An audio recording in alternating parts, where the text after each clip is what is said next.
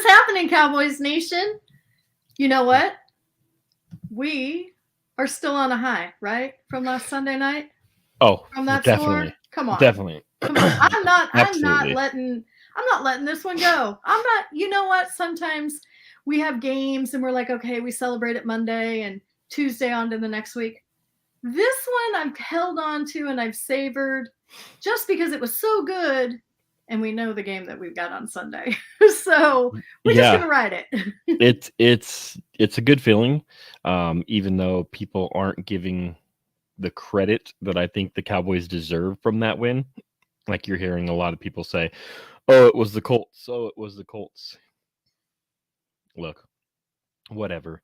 Right. You blow out an NFL team like that. You hang 33 on them in one quarter. Like that's impressive. I don't care who you're playing. Like if we did it against the Texans again this Sunday, I'm still impressed. Like Right. doing that to an NFL team. Right. It's not easy, especially a team like the Colts who had a top 10 defense and who had played a lot of teams really close, including beating the Chiefs and losing to the Eagles in the last second by 1 point. Like they've played a lot of close games. So they're a very physical team. They are. A very physical team. So They are. So I think it was a great win. I'm ecstatic about it. I've rewatched it a couple times, gone through the tapes, the all 22. A lot of good things happened in that game. Some bad things, some things you need to work on. You're going to have that in every single game. But a lot of good things, especially in that fourth quarter, where a couple people stepped up and shined. Yeah, absolutely. And the run defense, the turnaround that we've had in this run defense, after the yardage that got put up on us with the Bears and with Green Bay and the changes that have been made and the actions that as much as we want to hate this front office, they did something about it. It wasn't going back to the Jason Garrett era where we keep pounding our head against the wall and wondering why it hurts. Yeah. They changed it. Yeah, absolutely. Going out and getting Jonathan Hankins, he's played really, really good since coming over. And then Dan Quinn, backwards hat Dan Quinn. He's got his hat backwards. He's making good decisions. He told us, he said, look, there's not a lot we're going to do. Like, we have the personnel here to fix this. We just got to fix it. And you know what? They've gone out and they've done it. And I'm not saying they're the best run defense in the league. They're not, but I've been pounding the table from the beginning saying, hey, guys, this run defense isn't great, but it's not as bad as we've been saying. Yes, we had a couple really bad games. I get it. But it's not as bad as we've been saying. It's not as bad as some other teams that are top teams. And it's we can get by with it. It's not killing us. And it hasn't. Even in the Green Bay game, it really was Aaron Rodgers in the fourth quarter throwing the ball that killed us. Right. So but you still got to tip your hat to the Cowboys and this coaching staff and making the changes that they did to help fix it. Absolutely. Absolutely. And as worried as I am about this corner position, with Anthony Brown going down, and prayers, love, shout out to Anthony Brown, just, Absolutely. Had surgery yesterday. We hope he's, recovers well. Hate to see that with any player. Mm-hmm. I'm hoping that I can hold that same faith that they're going to do what's going to be needed to plug a hole there at that position. And I have legitimate concerns about Kelvin Joseph. Second, and anybody that follows me on Twitter, you've heard me say this probably 17 times already.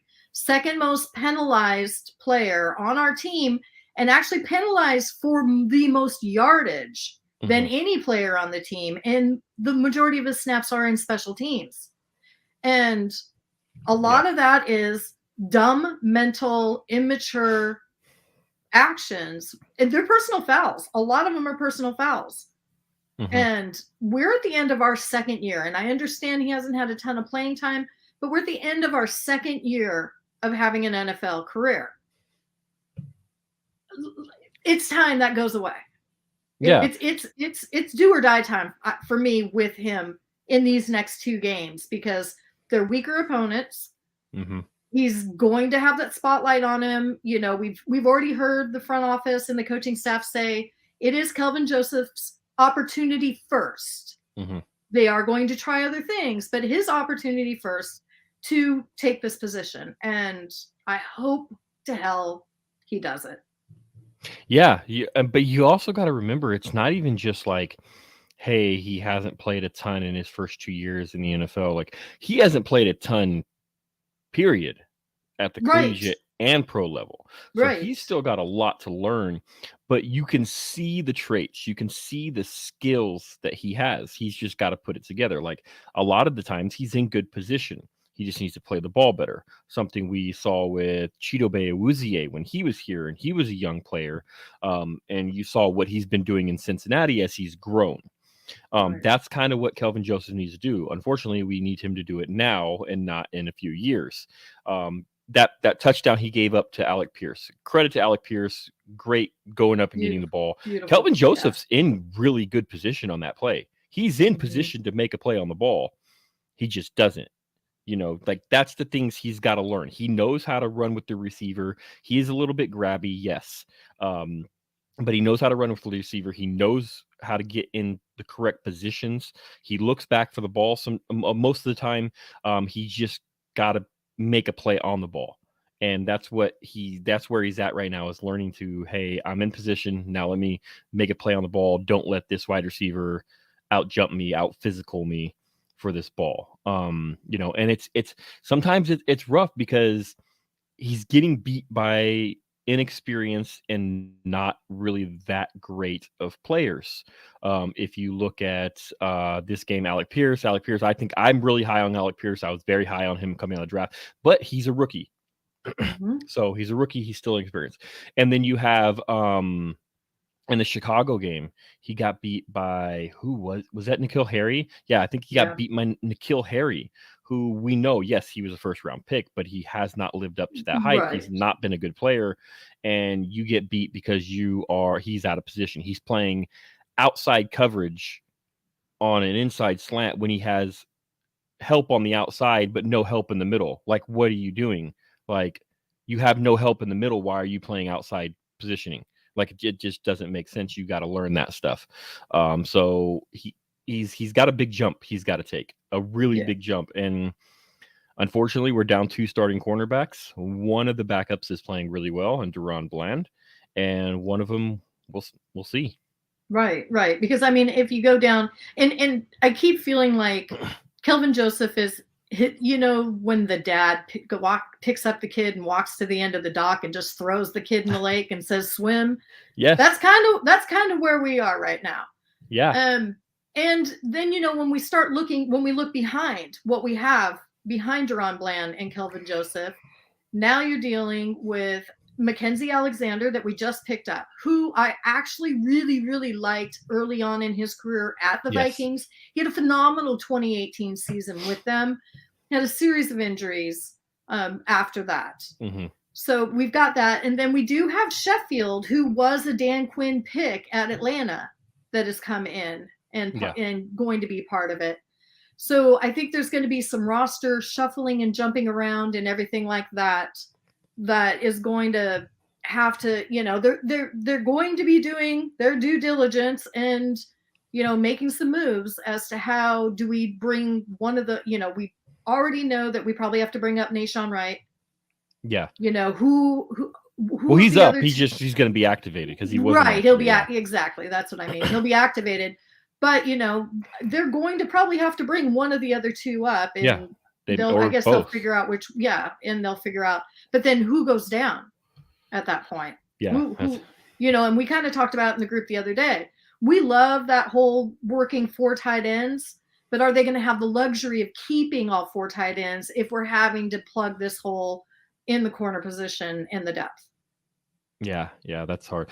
I think they do. I think they keep up McEwen before keeping up Malik Davis. Right.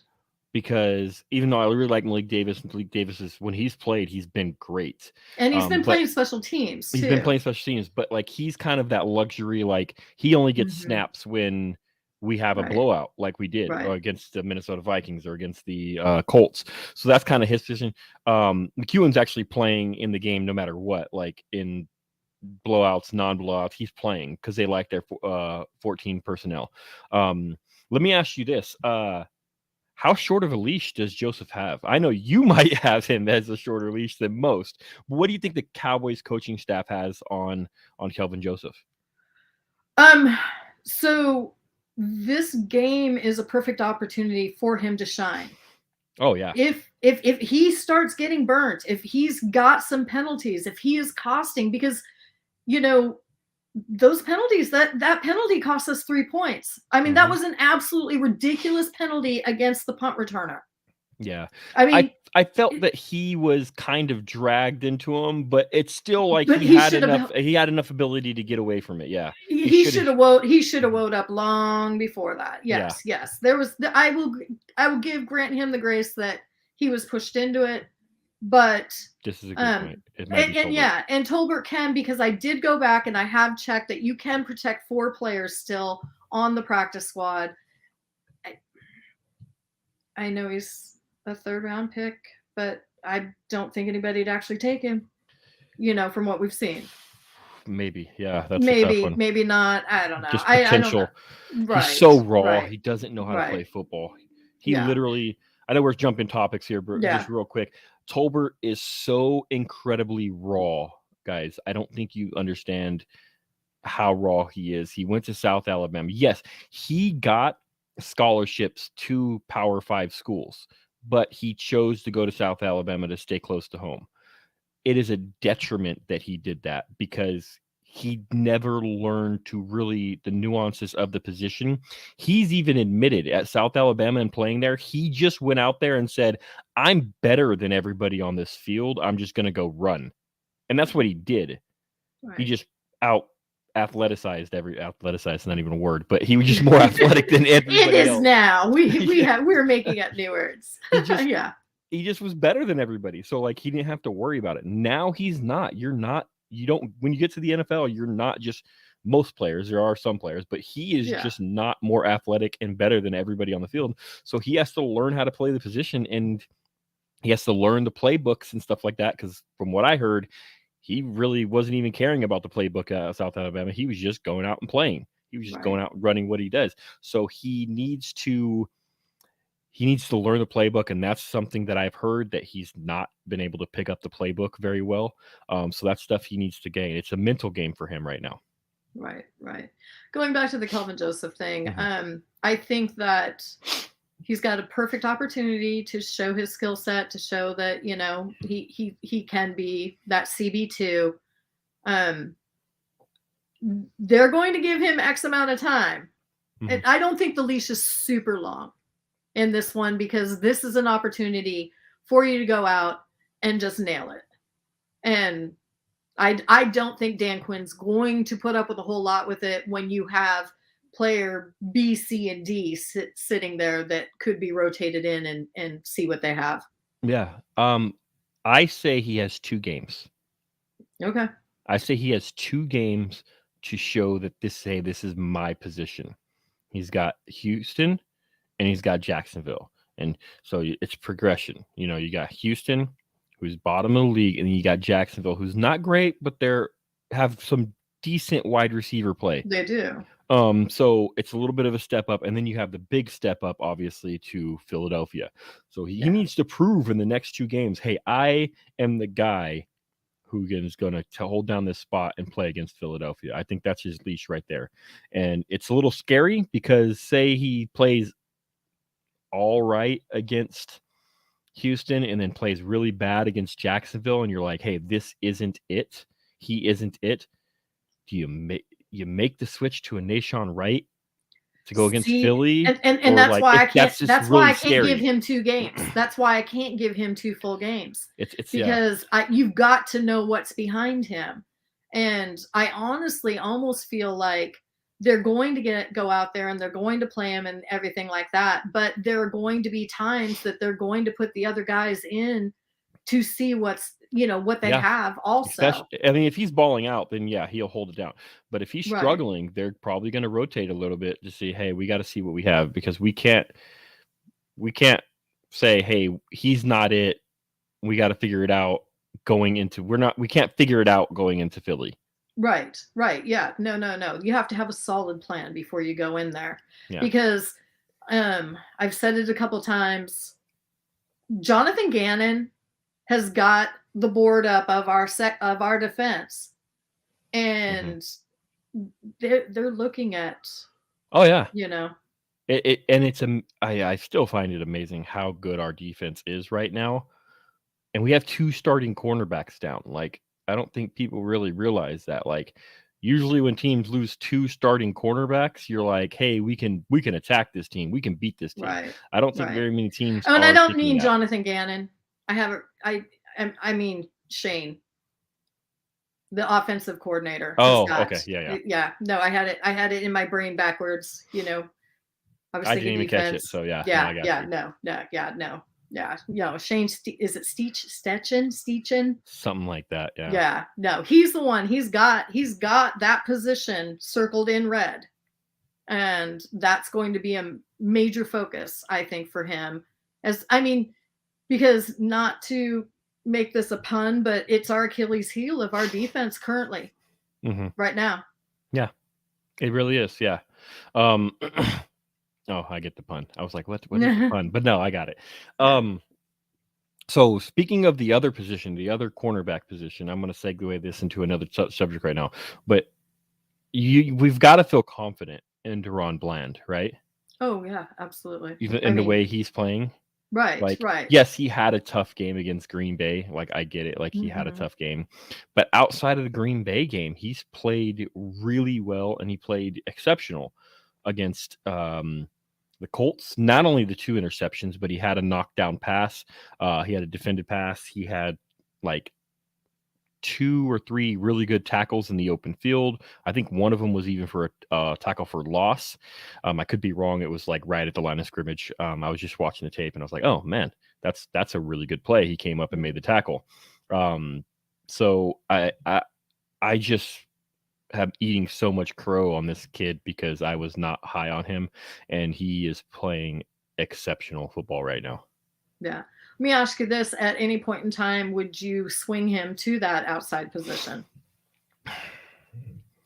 Or do you leave him in slot? I think we have to leave him in the slot, because what other guy do you feel more comfortable with in the slot position?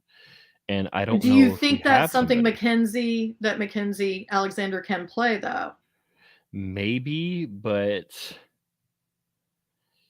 it's possible Mackenzie Alexander can play there, but would it be better than what we're getting with somebody on the outside with Bland in the slot? Right. And I don't know if it is. Do you bring up some safety help, some safety support to? You might, and there's been talk about Israel Mukamu going to and playing some corner, because he can play corner. He can play some corner. So you might be able to have him play a little bit of outside, and Bland, if Joseph's not working really well, or even in the slot. He's played some in the slot from the safety position, so he might be able to help there. That might be a position if you want to move Bland to the outside, because I know Bland can play outside. And then if Mukamu can play in the slot, we'll have to see. He might have a little bit more trouble with the smaller, shifty guys, but that's definitely an option. But yeah, this just segue, because Bland, obviously a 5th round pick this year, rookie, right? And out of the 5th round.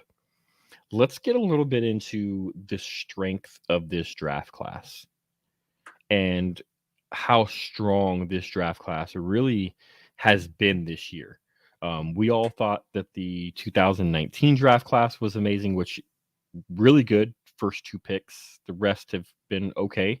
But this one, we're getting a lot of production, not only from the top or the higher picks, but we're getting a ton of production from the lower, the high round. I mean, the lower round draft picks. And right. So let's kind of go through it. You got the first round pick in Tyler Smith. He has Hated it. Have to admit, I hated am not going to hide it. I'm not going to act like I didn't. Hated it. Yeah, so did I. Been proven And wrong. he has played very well in run blocking. His pass blocking has not been great, Right. but his run blocking has been exceptional. And I think when Tyron gets back and you're able to move him to left guard and have Tyron on the outside, I think that's going to dramatically improve your pass blocking on that side. And so that's going to help. So Tyler Smith, he's living up to it and playing great. Second round pick is Sam Williams, who he's not playing as much as I would like a second round pick to play. Right. But when he is playing, he's playing really well. Yeah. And he's showing and you a lot also of have to potential. look and you have to look at the position that the second round pick has been brought into and the players that were ahead of him. Mm-hmm. So, when you have guys, Tank and you've got Dorrance and yeah. Parsons, you've got some madmen in front of you. Yes. And I do have to say, I think my worry early on was Sam Williams' temper and his maturity on the field. And we still see little flashes of it here and there, Yes. But his play has really come along well. And yeah, I'm excited to see.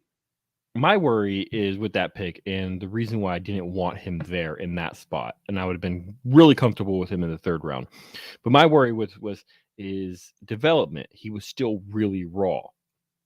And basically he has like one pass rush move, maybe two, and it's all power. He's explosive, he's quick, he can get off the ball quick, but it's mostly when he has to make a pass rush move, it's basically power. Well, that's working for him. Now, his development, once he starts to develop more pass rush moves, tries to get more bend because he doesn't have very much bend.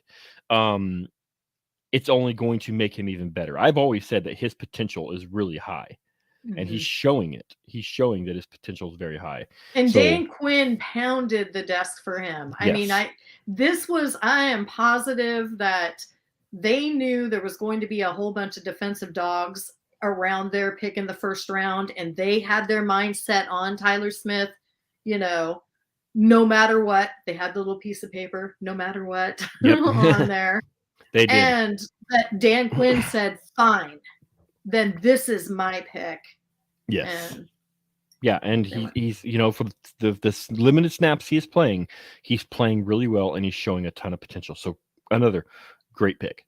Third round, we kind of talked about Jalen Tolbert already. We won't rehash too much into it, but it's been a disappointment so far. Yeah. But you still you still know there's potential there. He's just got to get the mental side down. He's got to learn how to play the position and play it in the NFL. Fourth round pick was Ferguson. Been great.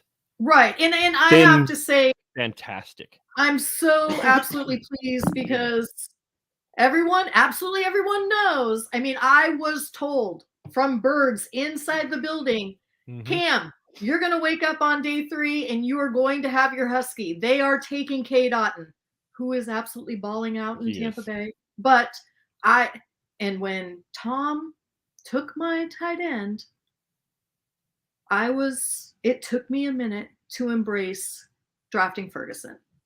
Now I absolutely love it. Absolutely. Jake and Bake. That's Jake right. and Bake. Yeah. Jake and Bake. I'm still waiting on Twisted Gorilla to make me that shirt. Right? Yeah. I gotta hit up Gabe again and be like, hey man, where's my Jake and Bake shirt? Yeah. So fourth round pick, fifth round pick. We had 4 of them. 4 fifth round picks. Okay. We were busy. And man, if we didn't kill the 5th round. Yeah. If we didn't absolutely dominate the 5th round. We're actually helping the Redskins with one of them. Sorry. I know. You're Vanilla Gorilla. I know. I was pounding the table for Ridgeway for our 3rd round pick because I had a 3rd round grade on this man. We picked him. I was ecstatic. I was loving it. Right. I knew he had to develop, but I knew he would. Mhm. And we waived him for no reason.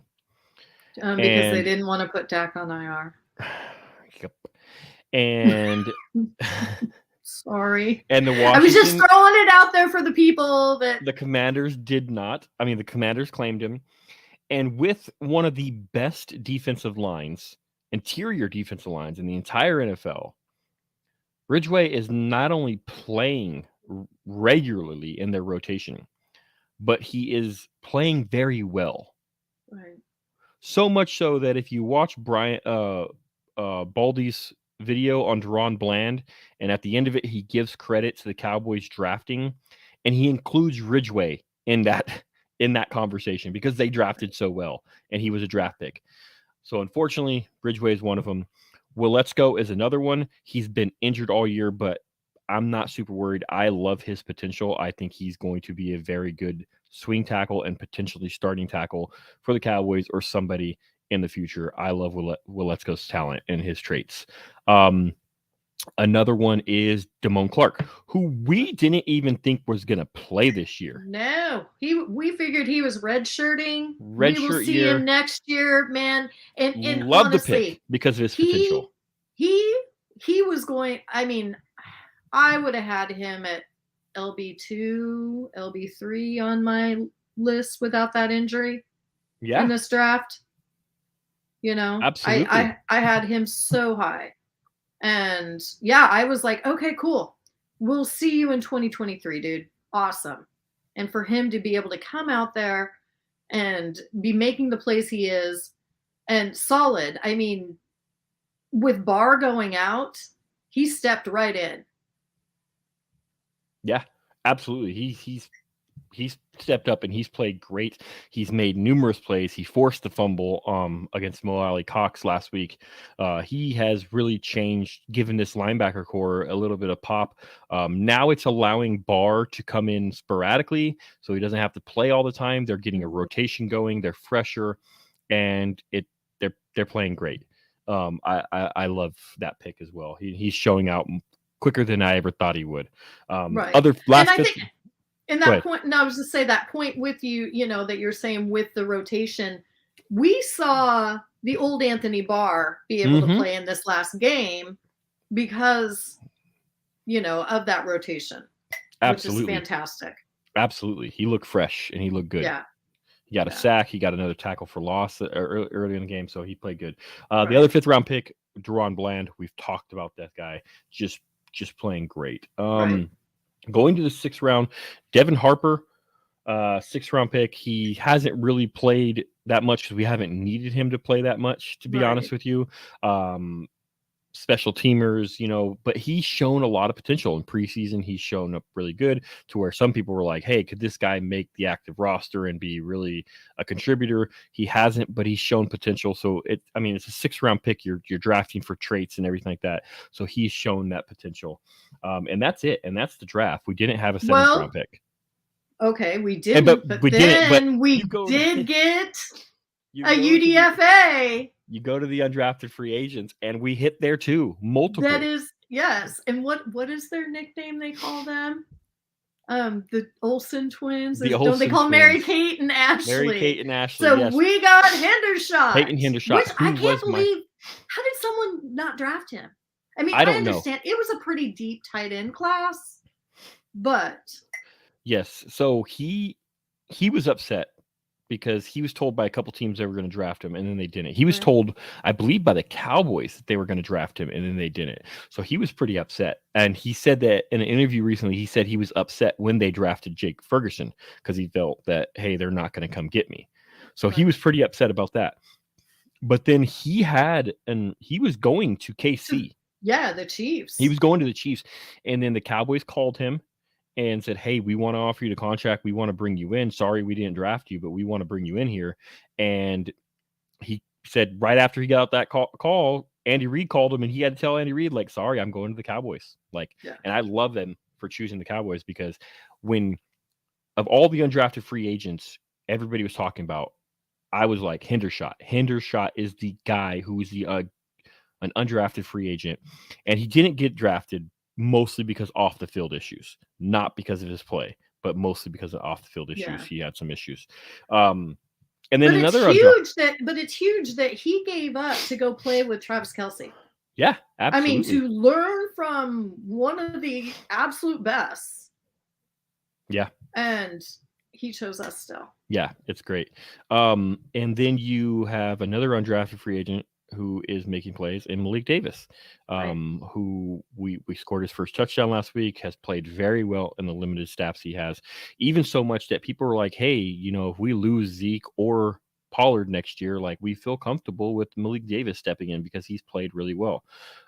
So this draft class has been phenomenal. You're looking at every single pick is contributing except a 5th round pick. Well, 3rd round pick in Tolbert, 5th round pick in Ridgeway because we waived him for stupid reasons, but he's contributing on another team. And then a 6th round pick in Harper. And those are the only people that are not contributing. And you have 2 undrafted free agents who are regularly contributing. That's really impressive. It is. Absolutely. So, credit to this front office on their drafting. Will McClay does it again. Absolutely. They are fantastic at finding these guys in the late rounds, and it's impressive. Oh yeah, and KHY Marquise Bell. We haven't got to see much out of him because we haven't needed another situation but he had an absolutely fantastic camp. Yeah, absolutely. And he's a guy who has a ton of potential, and a really good thing is that it came down to us and Philly for Bell, and he chose us over Philly, which it makes it even better because I would hate him going to Philly because he'd probably be playing in Philly right now. Right. But, they got Nakobe Dean to... Yeah. He looked okay last week. He looked okay last week. He finally got some playing time. Finally. But, it took a while for them to get him Absolutely. Okay, so let's get into this week. Week 14. The Dallas Cowboys are 9-3, looking for their first... Listen to this. Tell me how crazy this is. The Dallas Cowboys are looking for their 10th win. If they get it, it will be the first time the Dallas Cowboys have had back-to-back seasons with 10 wins since 95-96. The football gods hate us. Right? The first time with back-to-back 10-win seasons since 95-96. Do you all feel like a yo-yo loving this team? 1 year up, next year you're down, then you're up, then you're down. Yeah, it's hard, and it's been a long time since we've gone to the playoffs back-to-back years too. I don't remember the exact years. If somebody has it in the chat, let me know. Drop it, and we'll put it up. But I don't remember. I think it's 98. Really? I think the first time we've gone back-to-back playoffs since like 98. I think it is. So it's sad. But hey, you know what? We're turning over a new leaf.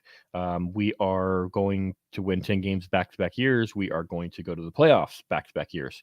So this is moving forward. We're breaking trends here. And, hopefully that Super Bowl trend can break. But we're not going to get into that yet. It's a little bit early for that.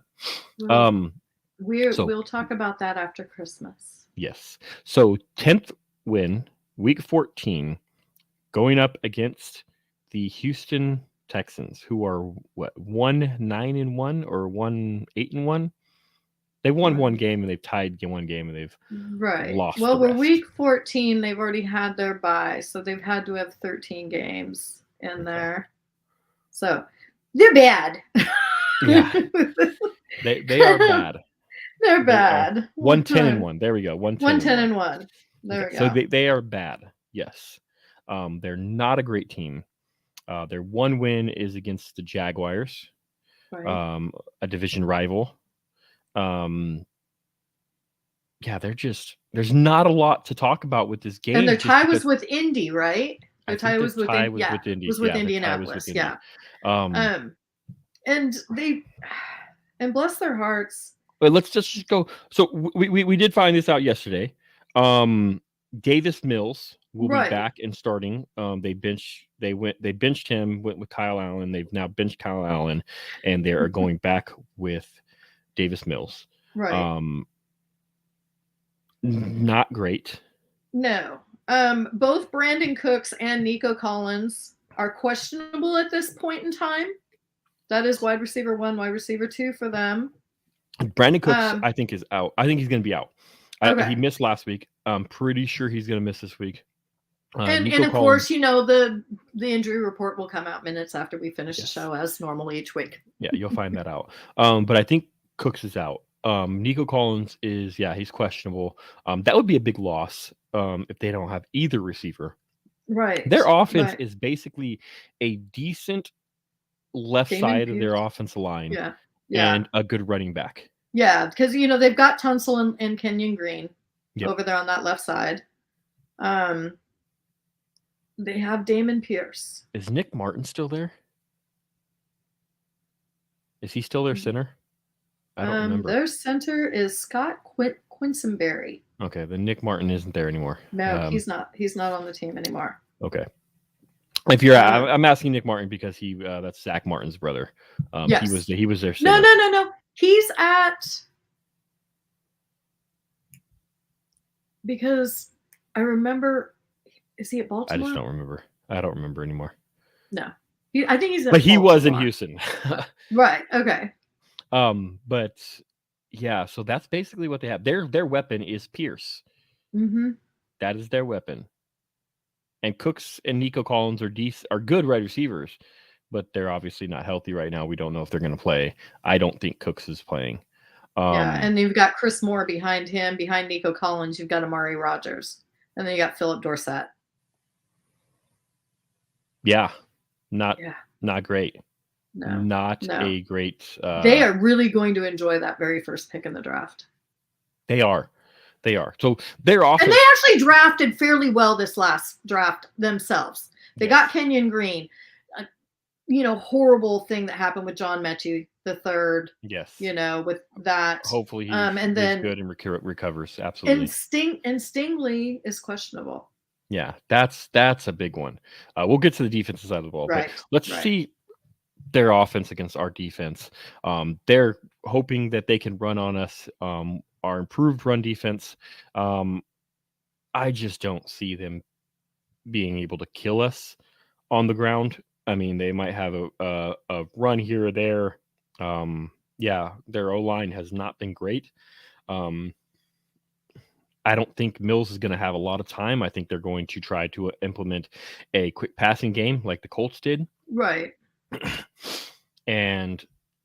But I don't see them being able to move the ball consistently.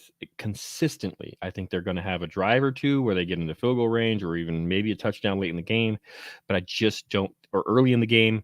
But I just don't think their offense is good enough to move the ball consistently. Right. And they're going to have to get that ball off because it's Titus Howard and AJ Can over there on that side that Tank and Micah.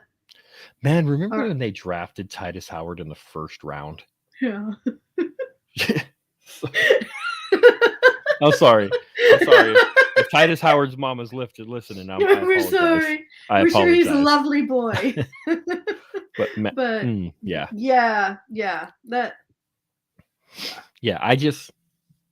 I think Dan Quinn's gonna have his hat on backwards. He's gonna get creative. You're gonna see some blitzes from Kirsch. You're gonna see some blitzes from Wilson, from Barr, from Parsons coming up the middle. And I think I don't think it's going to be very pretty at all. No. So I think it's going to be shades of the fourth quarter of this last game. So. Okay. Okay. So this is the Commanders. Yeah, so I knew it was in that area. Commanders, Baltimore, same. Yeah. Okay. Yeah. Neither of us think very highly of their offense, and I don't think anybody really does. Let's go to their defense. Malik Collins, who's actually playing really well this year. He is. He really is. He is playing. He has one of the higher pass rush win rates. for defensive tackles in the NFL. I think he's like fourth or something like that. He's playing really well. He played like that in Dallas. One thing about Malik Collins is that he rushes the passer. He does not care about anything else. He wants to get after the quarterback from up the middle, and that will include allowing the running back with the ball to run right by him. But you know what? Damn it, he's going after the quarterback. Right. So you've got to be aware of him. And that will be up to Biotish, probably Biotish and McGovern or whoever's playing left guard on the given drive, because I still hate that. I don't like switching the line mid-game, playing musical chairs, but hey, that's what we're doing right now. But that's just got to be aware Malik Collins can get after the quarterback from up the middle. Yeah. Okay, let's even try and say his name. Let's try it. Ogabani, Banya, Okarawonka, Wonka, Wonk. Thanks. Did you say Willy Wonka? Almost. Wonka. We are going to call him Wonka. Yes, Wonka.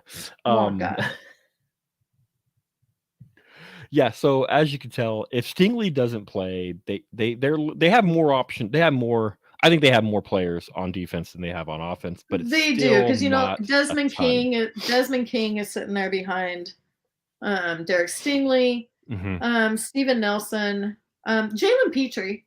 Yeah. They do have some more players on defense, but it's still not a great defense. They shouldn't be able to honestly be able to stop really anything from this offense, if we're being completely honest. The way our run game has evolved, and we've stayed with it, and thank God, Kellen Moore has not abandoned the run game, and it's showing.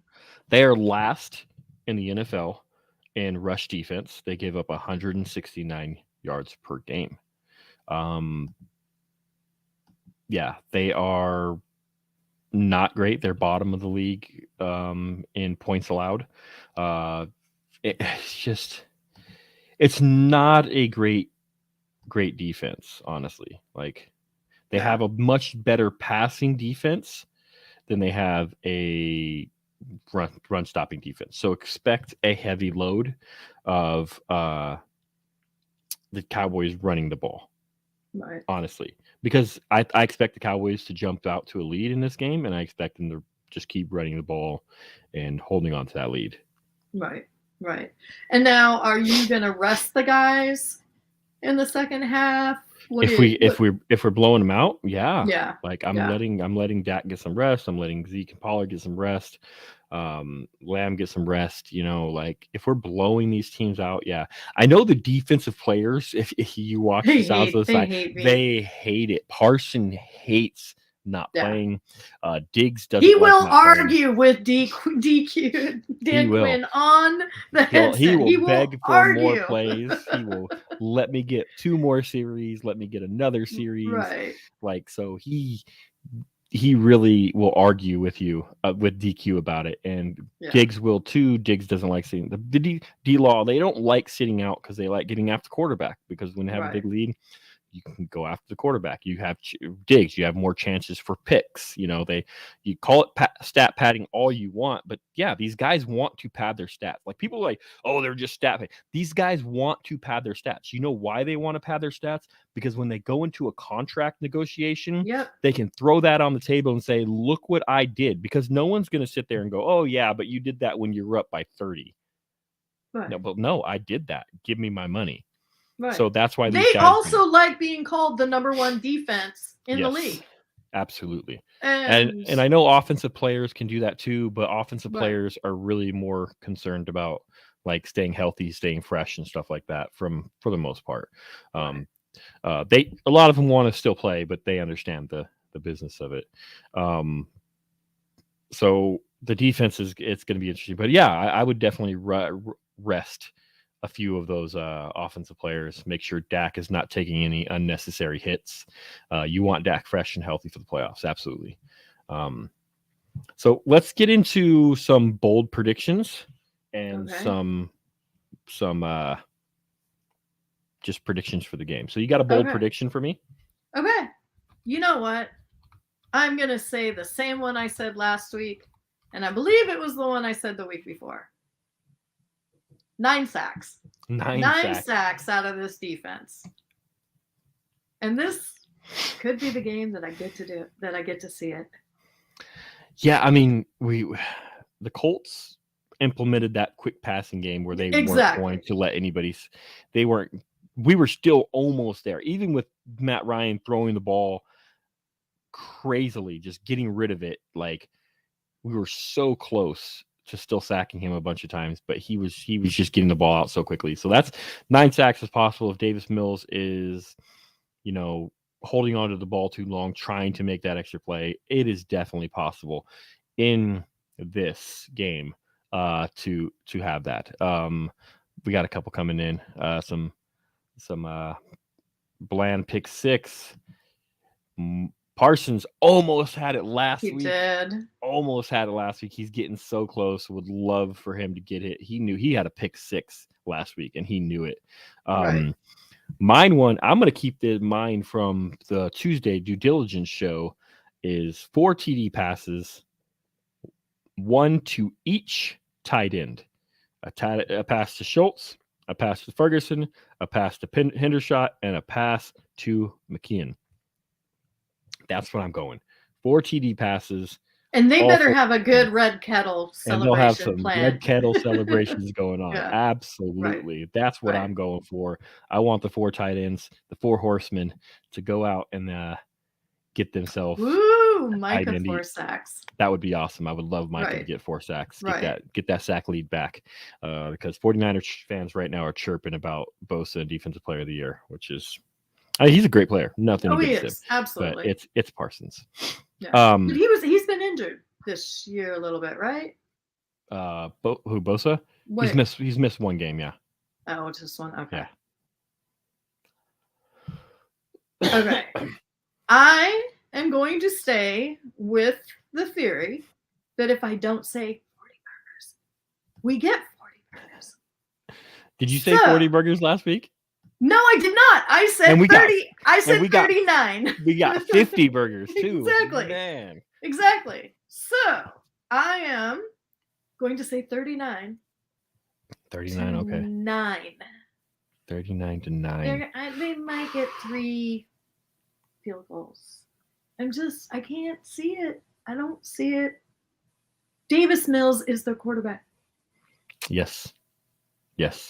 Okay. I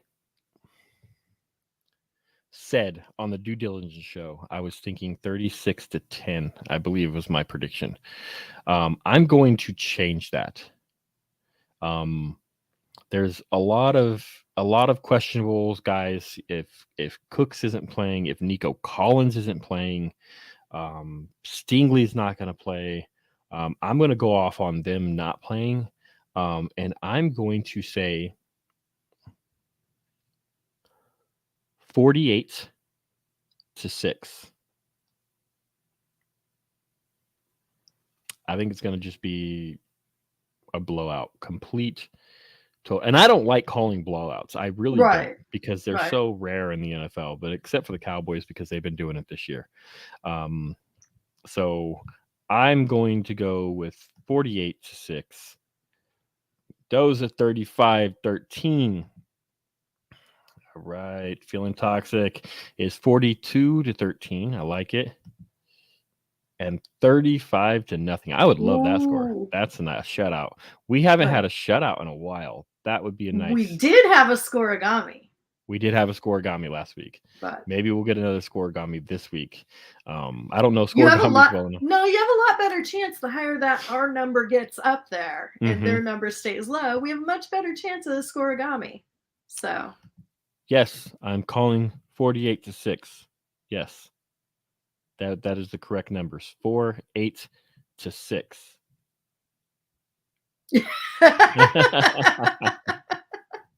I just don't have a lot of faith in this Houston Texans team. I am sorry. No. I think the Cowboys are clearly a lot better. The way this offense is rolling, scoring like 36 points a game since Dak has come back. And this defense is just really good, and I just don't see their offense doing a lot Agree. So I think it's going to be a blowout, a really good blowout, and I think that they're going to be Dak and them are going to be sitting down. Well, not even Dak. Dak will probably be on the sideline still standing, but Yeah. the backups are going to be in, and Malik Davis is probably going to get a touchdown. You're going to have just these backup guys scoring. If you want me to go really, really bold on this, Are you gonna say what I think you're gonna say? I think maybe if you want to go really, really, really bold prediction, you might see a Jalen Tolbert touchdown pass. I knew it. I knew Or it. touchdown I was catch. like, yeah, I knew you. If you want to go really bold, right? Yeah. Maybe a Jalen Tolbert touchdown catch this week coming. That might be more bold than the 48-6 score prediction, though. So, Right. okay. So I do have something that I wanted to bring up, and it is going to be, let me bring it up real quick. I apologize for the delay. Where is this overlay?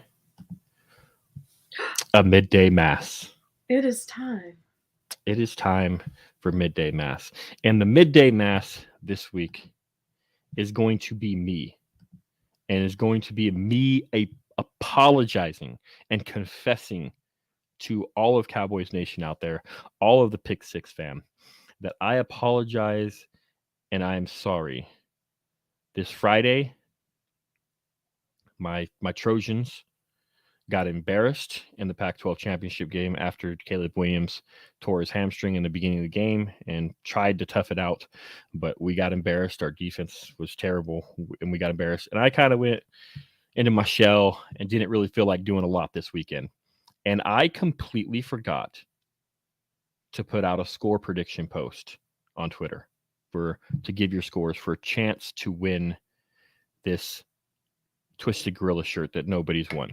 And I even made it on the show last week where the closest score was going to win. So somebody was going to win no matter what. And then I failed you all by not putting it out and not giving anybody a chance to win that shirt. So I do apologize.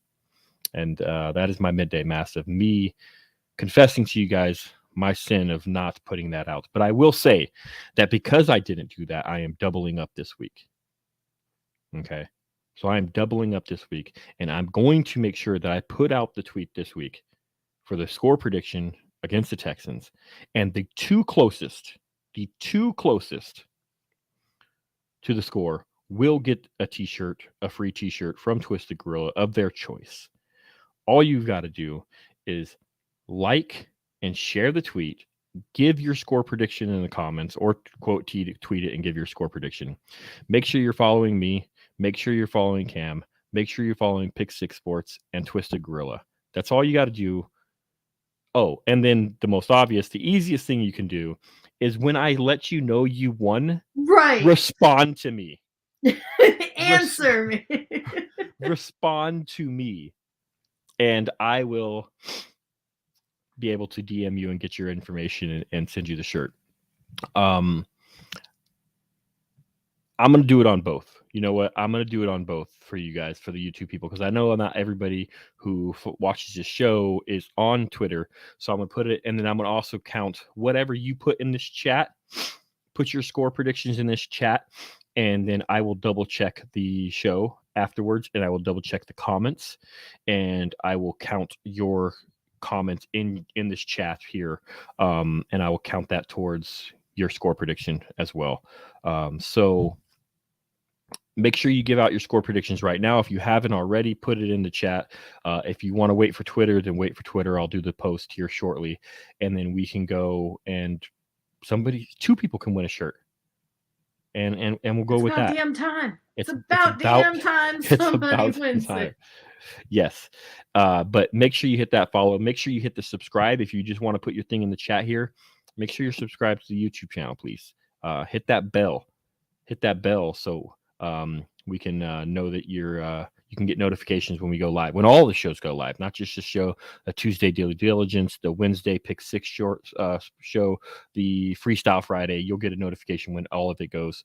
We're getting some predictions. Ooh, but Swain, we gotta know, is that Cowboys? We can. Yeah, are you predicting the Cowboys or are you assume. predicting a Houston Texans win there?